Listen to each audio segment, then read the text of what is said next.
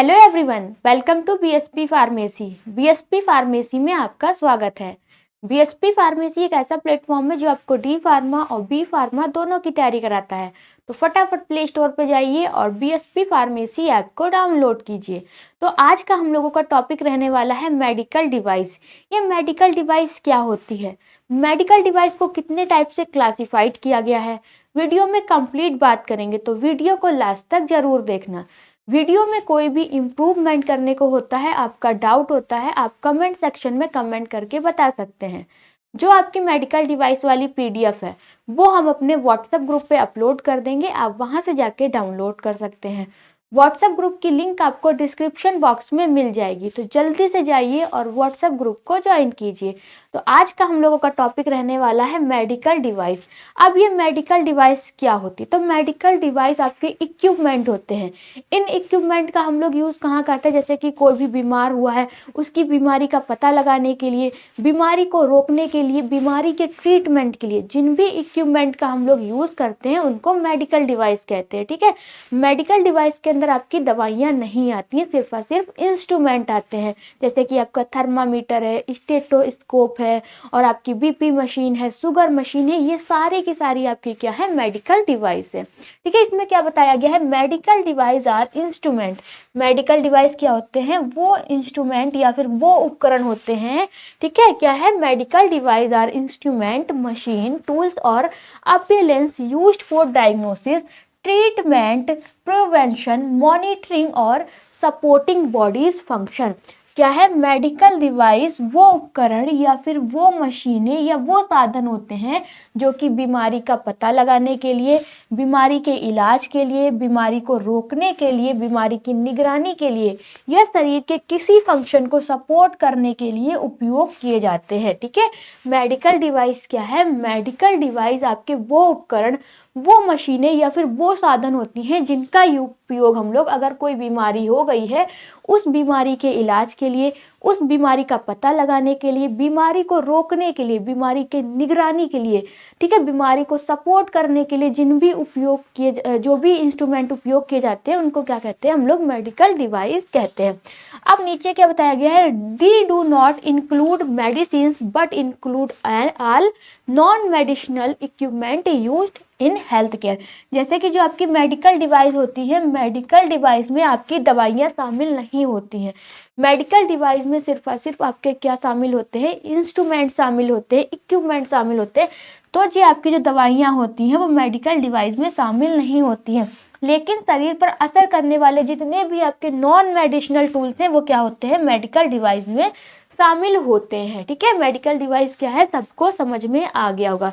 अब medical device में कौन कौन से आपके इंस्ट्रूमेंट आते हैं, ठीक है, जैसे कि अभी हमने बताया आपका थर्मामीटर है, ठीक है, बीपी मशीन है, शुगर मशीन है, स्टेथोस्कोप है, ग्लूकोमीटर है, ईसीजी मशीन है, एक्सरे मशीन है, ठीक है, सर्जिकल टूल्स है, ये सारे के सारे क्या हैं, आपकी मेडिकल डिवाइस है। मेडिकल डिवाइस कौन कौन सी है, जैसे कि आपका थर्मामीटर है, ठीक है, बीपी मशीन है, शुगर मशीन है, सिरिंज है, स्टेथोस्कोप है, ग्लूकोमीटर है, ईसीजी मशीन है, एक्सरे मशीन है और जितने भी आपके सर्जिकल टूल्स आते हैं ये सारे के सारे किसके एग्जाम्पल हैं, आपके मेडिकल डिवाइस के एग्जाम्पल हैं।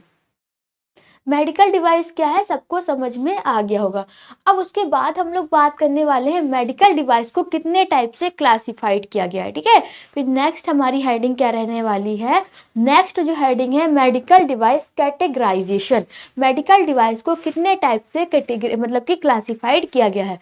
तो मेडिकल डिवाइस को 3 टाइप से क्लासिफाइड किया गया है। वो 3 टाइप कौन कौन से, सबसे पहला टाइप है आपका बेस्ड ऑन रिस्क लेवल। ठीक है, सबसे पहला क्या है, बेस्ड ऑन रिस्क लेवल, कि आपको कौन सा रिस्क है, ज़्यादा रिस्क तो नहीं है, ठीक है, कम जोखिम आपको ज़्यादा बड़ी बीमारी तो नहीं है, इस हिसाब से क्या किया गया है, क्लासिफाइड किया गया है। दूसरा जो आपका रहने वाला है बेस्ड ऑन यूज़, कि जो भी मेडिकल डिवाइस है उसका यूज़ हम लोग किस लिए कर रहे हैं। ठीक है, तीसरा है आपका रहने वाला है based on duration of use, मतलब कि इस्तेमाल करने की अवधि। तो मेडिकल डिवाइस को कितने टाइप से क्लासिफाइड किया गया है, 3 टाइप से क्लासिफाइड किया गया है। पहला बेस्ड ऑन यूज, मतलब कि बेस्ड ऑन क्या है, पहला रहने वाला बेस्ड ऑन रिस्क, मतलब कि कोई ज़्यादा जोखिम तो नहीं है। दूसरा आपका दूसरा कौन सा टाइप है आपका बेस्ड ऑन यूज, कि हम लोग जिस भी मेडिकल डिवाइस का यूज कर रहे हैं उसका उपयोग किस लिए कर रहे हैं, ठीक है।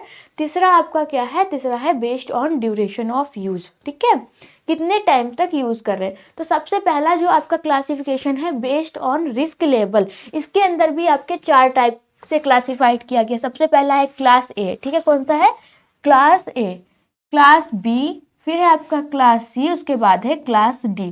क्लास ए में क्या है, लो रिस्क, मतलब कि कम जोखिम, जैसे कि बुखार हो गया है तो आप किस मेडिकल डिवाइस का यूज करेंगे, थर्मामीटर का यूज करेंगे, ठीक है। अगर आपको थोड़ा सा डॉक्टर के पास जा रहे तो डॉक्टर क्या करेगा, आपका पल्स रेट चेक करता है, बीपी चेक करता है, तो ये आपका नॉर्मल मतलब कि कम जोखिम में आता है। तो नॉर्मल सेफ डिवाइस जो आपकी क्लास ए में डिवाइस आती है वो क्या होती है, सेफ डिवाइस होती है, जैसे कि आपका थर्मामीटर है, ठीक है, और स्टेथोस्कोप है, बीपी कप है। फिर दूसरा है क्लास बी में, क्लास बी में क्या होता है, लो मॉडरेट रिस्क, मतलब कि कम से मध्यम जोखिम, थोड़ा सा जोखिम होता है, जैसे कि आपका सिरिंज है, निडल है, सेक्शन इक्विपमेंट है, ये आपके किस में आते हैं, क्लास बी में आते हैं। क्लास सी में कौन कौन से आपके इक्विपमेंट आते हैं, मॉडरेट हाई रिस्क, मध्यम से उच्च जोखिम वाले, जैसे कि आपका वेंटिलेटर है, डायलिसिस मशीन है, तो ये आपके क्लास सी में आती है कौन सी, मेडिकल डिवाइस। अब क्लास डी में कौन कौन सी आपकी मेडिकल डिवाइस आती है, तो आपका क्या है, हाई रिस्क, उच्च जोखिम वाली, जैसे कि कौन कौन सी है, हार्ट वाल्व है, पेसमेकर है, ये सारी आपकी किस में आती है, क्लास डी में आती है, ठीक है। जो पहले था जो आपकी मेडिकल डिवाइस है उनको कितने टाइप से क्लासिफाइड किया गया है, 3 टाइप से क्लासिफाइड किया गया है। पहला जो है आपका based on risk level, based on risk level के अंदर भी आपकी 4 टाइप से क्लासिफाइड किया गया है, class A, class B, class C और क्लास डी। क्लास ए में कौन कौन से आपके इंस्ट्रूमेंट आते हैं, क्लास ए में कौन कौन सी आपकी मेडिकल डिवाइस आती है, तो थर्मामीटर है, स्टेथोस्कोप है और आपका बीपी कप है। क्लास बी में कौन कौन सी आपकी मेडिकल डिवाइस आती है, जैसे सिरिंज है, निडल्स है और आपका क्या है, सेक्शन इक्विपमेंट्स है। क्लास सी में कौन कौन सी आपकी मेडिकल डिवाइस आती है, वेंटिलेटर है। क्लास डी में आपकी कौन कौन सी मेडिकल डिवाइस आती है, तो आपका हार्ट बॉल्ब है, पेसमेकर है, ये आपके क्लास डी में है। अब जो दूसरा आपका रहने वाला है कौन सा, बेस्ड ऑन यूज, कि जो भी मेडिकल डिवाइस का यूज कर रहे हैं उसका यूज किस पर्पज से करने, किस डिजीज के लिए करने, ठीक है। तो डायग्नोस्टिक डिवाइस मतलब कि निदान वाले उपकरण, जैसे कि आपका क्या है, एग्जांपल के लिए एक्सरे है, एमआरआई है, सीटी स्कैन है और ग्लूकोमीटर है, ठीक है। ये किस में आते हैं, बेस्ड ऑन यूज में आते हैं। तो use for detecting disease, disease को डिटेक्ट करने के लिए जिन भी इक्विपमेंट का यूज करते हैं वो किस में आते हैं, बेस्ड ऑन यूज में आते हैं। फिर थेराप्यूटिक डिवाइस मतलब कि उपचार वाले उपकरण। अब उपचार वाले उपकरण कौन कौन से, जैसे कि आपका नीबोलाइजर है, ठीक है, इन्फ्यूजन पंप है, लेजर थेरेपी डिवाइस है, ये आपके किस में आते हैं, थेराप्यूटिक डिवाइस के अंदर आते हैं। सर्जिकल डिवाइस, सर्जिकल डिवाइस मतलब कि जिनका यूज हम लोग किस लिए करते हैं, सर्जरी के टाइम पे करते हैं, जैसे कि आपका स्कैपल्स है, फॉरकैप्स है, सर्जिकल सूचर्स है, इनका यूज हम लोग कब करते हैं, सर्जरी के दौरान करते हैं, तो ये किस में आते हैं, आपके सर्जिकल डिवाइस में आते हैं। फिर मॉनिटरिंग डिवाइस, मॉनिटरिंग डिवाइस क्या है, बॉडी डिवाइस, मॉनिटरिंग डिवाइस में क्या है, बॉडी के फंक्शन को ट्रैक करने के लिए जिन मेडिकल डिवाइस का यूज कर रहे हैं वो किस में आएंगी, आपकी मॉनिटरिंग डिवाइस में आएंगी, जैसे कि आपका बीपी मशीन है, ईसीजी मशीन है और पल्स ऑक्सीमीटर है, ठीक है। दूसरा भी आपका क्या हो चुका है, क्लासिफिकेशन।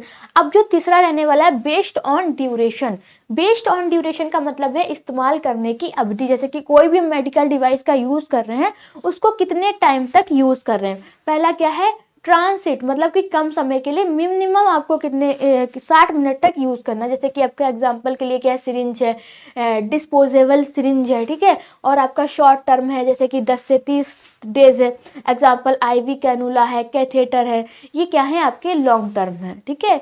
ये जो आपकी मेडिकल डिवाइस है उनको कितने टाइप से क्लासिफाइड किया गया है, 3 टाइप से क्लासिफाइड किया गया है। वो 3 टाइप कौन कौन से हैं बात कर चुके हैं। अब जो हमारा नेक्स्ट हेडिंग रहने वाली है वो है आपकी basic aseptic related to manufacture and sale. इसमें क्या बताया गया, जो भी मेडिकल डिवाइस है उसका निर्माण और बिक्री कि कुछ पॉइंट्स बताए गए हैं क्या क्या हो सकते हैं। तो क्या है, सबसे पहले लाइसेंसिंग। अगर कोई भी मेडिकल डिवाइस, ठीक है, मेडिकल डिवाइस को मैन्युफैक्चर करना है या फिर सेल करना है, उसके लिए क्या होना चाहिए, लाइसेंस बहुत ही इंपॉर्टेंट है। तो सबसे पहला क्या है, लाइसेंसिंग, ठीक है। इसमें क्या बताया गया है, कोई भी मेडिकल डिवाइस है उसके निर्माण मतलब कि मैन्युफैक्चर और बिक्री से जुड़ी कुछ बुनियादी बातें, मतलब कि क्या क्या बातें आपको याद रखनी है। तो सबसे पहला क्या रहने वाला है, आपका लाइसेंस। अगर आप कोई भी मेडिकल डिवाइस को मैन्युफैक्चर कर रहे हैं, सेल कर रहे हैं, तो उसके लिए आपके पास लाइसेंस होना बहुत ही ज़्यादा ज़रूरी है। तो ए मैन्युफैक्चर और seller must obtain proper licence from the regulatory authority CDSCO and state FDA। मतलब कि क्या बताया गया है, अगर कोई भी मेडिकल डिवाइस को हमको मैन्युफैक्चर या सेल करने से पहले गवर्नमेंट, जैसे कि आपका CDSCO है या फिर स्टेट FDA से क्या लेना पड़ता है, लाइसेंस लेने की ज़रूरत होती है।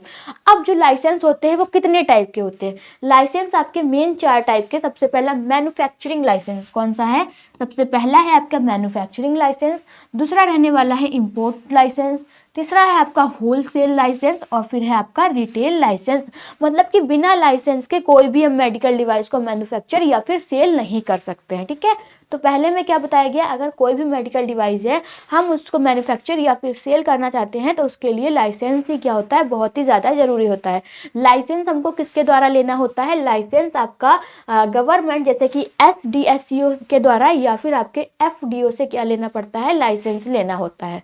लाइसेंस जो होता है आपका कितने टाइप का होता है, 4 टाइप का होता है।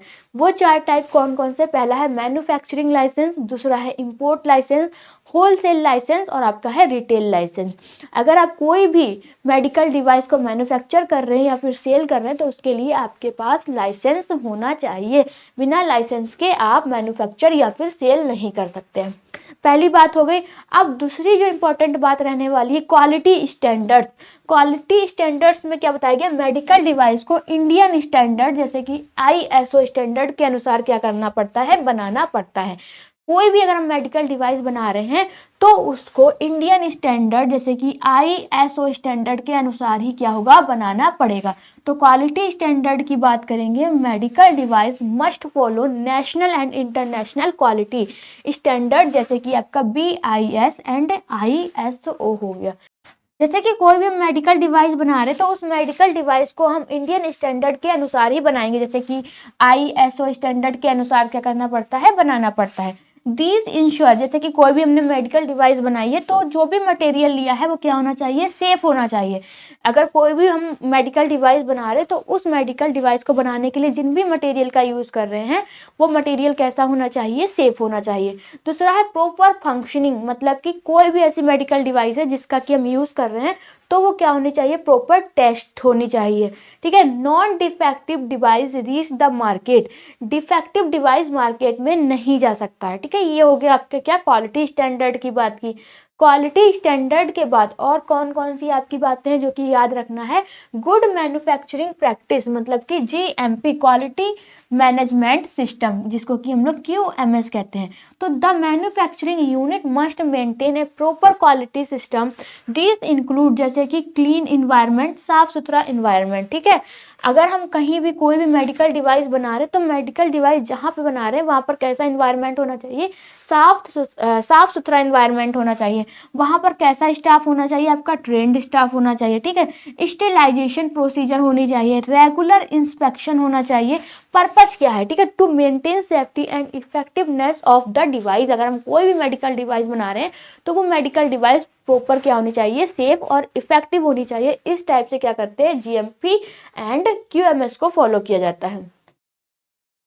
फिर आपका रहने वाला है लेबलिंग रिक्वायरमेंट, जैसे कि हम कोई भी सिरप खरीदते हैं, कोई भी डोजेस फॉर्म लेते हैं तो उसमें क्या होती है, लेबलिंग होती है। उसी टाइप से मेडिकल डिवाइस में भी क्या होती है, आपकी लेबलिंग होती है, ठीक है। तो लेबलिंग रिक्वायरमेंट के लिए किन किन चीज़ों की जरूरत होती है या फिर लेबलिंग में आपका क्या क्या लिखा होता है। The label on a medical device must include, जैसे कि कोई भी मेडिकल डिवाइस है उसमें क्या क्या इंक्लूड होता है अगर उसका लेबल बना है। तो सबसे पहले डिवाइस का नाम, जो भी डिवाइस है उसका क्या नाम है, ठीक है। फिर दूसरा है मैन्युफैक्चर नेम एंड एड्रेस, ठीक है, एड्रेस होता है। बैच लोट नंबर लगा होता है, लिखा होता है। मैन्युफैक्चरिंग एंड एक्सपायरी डेट लिखी होती है, मतलब कि जो भी हमने मेडिकल डिवाइस बनाई है वो कब बनाई है और ये कब तक चलेगी, कब इसकी एक्सपायरी डेट है, वो भी आपकी लेबलिंग में लिखा होता है। ठीक है, इंस्ट्रक्शन ऑफ यूज, मतलब कि यूज करने के क्या क्या इंस्ट्रक्शन के बारे में भी आपका किस में लिखा होता है, लेबलिंग में लिखा होता है। स्टोरेज कंडीशन की जो भी मेडिकल डिवाइस है उसको कैसी जगह पे स्टोर करना है, किस जगह पे रखना है। ठीक है, स्टेराइल नॉन स्टेराइल इंडिकेशन के बारे में भी आपका लेबलिंग में बताया होता है। रॉन्ग और incomplete labelling is a legal offence. ठीक है, फिर आपका क्या होता है, रजिस्ट्रेशन ऑफ डिवाइस, जो भी हमने मेडिकल डिवाइस बनाई है उसका क्या होता है, रजिस्ट्रेशन होता है। तो may device must be registered on the government portal before sale. Many device को क्या होता है, कोई भी डिवाइस है, ठीक है, मेडिकल डिवाइस है, तो उसको गवर्नमेंट पोर्टल पे क्या करना पड़ता है, रजिस्ट्रेशन कराना पड़ता है। किस पर्पज के लिए रजिस्ट्रेशन कराना होता है, मॉनिटरिंग एंड ट्रैक एबिलिटी के लिए ट्रैक एबिलिटी के लिए रजिस्ट्रेशन कराना पड़ता है। तो ये हम लोगों ने बात की किसके बारे में, मेडिकल डिवाइस के बारे में। अब स्टोरेज एंड ड्यूरेशन की भी बात कर लेते हैं, क्या स्टोरेज है, क्या डिस्ट्रीब्यूशन है। तो the device must be stored and transport under proper condition. Device को सही कंडीशन में क्या करना है, स्टोर करना पड़ता है। जैसे कि करेक्ट टेम्परेचर, जो टेम्परेचर होना चाहिए वो बिल्कुल सही होना चाहिए। मॉइस्चर कंट्रोल, वहाँ पे नमी नहीं होनी चाहिए। डैमेज फ्री पैकेजिंग, ठीक है, आपकी कोई भी जैसे कि पैकेजिंग है उसकी पैकेजिंग क्या होनी नहीं होनी चाहिए, खराब नहीं होनी चाहिए। Poor storage can make a device unsafe. Wrong storage device क्या कर देती है, मेडिकल डिवाइस को खराब कर देती है, जिससे कि पेशेंट को रिस्क हो सकता है। Adverse event reporting, adverse event reporting में क्या बताया गया है, if any device cause harm और क्या बताया गया है, मेल फंक्शन। अगर डिवाइस पेशेंट को हार्म करे या फिर खराब मिले तो the manufacture must report, manufacture क्या कर सकते हैं, मैन्युफैक्चर को रिपोर्ट कर सकते हैं। ठीक है, फिर आपका regulatory authorities must be inform, आपको गवर्नमेंट को क्या करना है, इन्फॉर्म करना है, जो भी मेडिकल डिवाइस है वो क्या है हमारी खराब है, वो पेशेंट को क्या कर रही है, रिस्क पहुंचा रही है, उसके लिए पेशेंट को खतरा है। फिर है आपका ethical and legal companies ethical and legal companies में क्या बताया गया है, जैसे कि मैन्युफैक्चर और सेलर को क्या करना पड़ता है, अवॉइड सेलिंग फेक और सुटेबल डिवाइस। ठीक है, फेक डिवाइस नहीं बेचना है। नॉट ओवर प्राइस, आपको ज़्यादा प्राइस नहीं लेना है, ओवर प्राइसिंग नहीं करना, और follow all safety and legal rules, जितने भी आपके लीगल रूल्स हैं उनको क्या करना है, फॉलो करना है। तो ये सारी की सारी बात की हम लोगों ने मेडिकल डिवाइस के बारे में, कि मेडिकल डिवाइस क्या है, मेडिकल डिवाइस को कितने टाइप से क्लासिफाइड किया गया है, मेडिकल डिवाइस को मैन्युफैक्चर या फिर अगर हम सेल कर रहे हैं तो किन किन बातों का याद रखना है, वीडियो में कंप्लीट बात की है। ठीक है, ये जो पीडीएफ है वो हम अपने व्हाट्सएप ग्रुप पे अपलोड कर देंगे, आप वहां से जाके डाउनलोड कर सकते हैं। व्हाट्सएप ग्रुप की लिंक आपको डिस्क्रिप्शन बॉक्स में मिल जाएगी, तो जल्दी से जाइए और व्हाट्सएप ग्रुप को ज्वाइन कीजिए। अगर आपको वीडियो अच्छी लगी हो तो लाइक करें, कमेंट करें और हमारे चैनल को सब्सक्राइब करें। वीडियो को लास्ट तक देखने के लिए थैंक यू सो मच।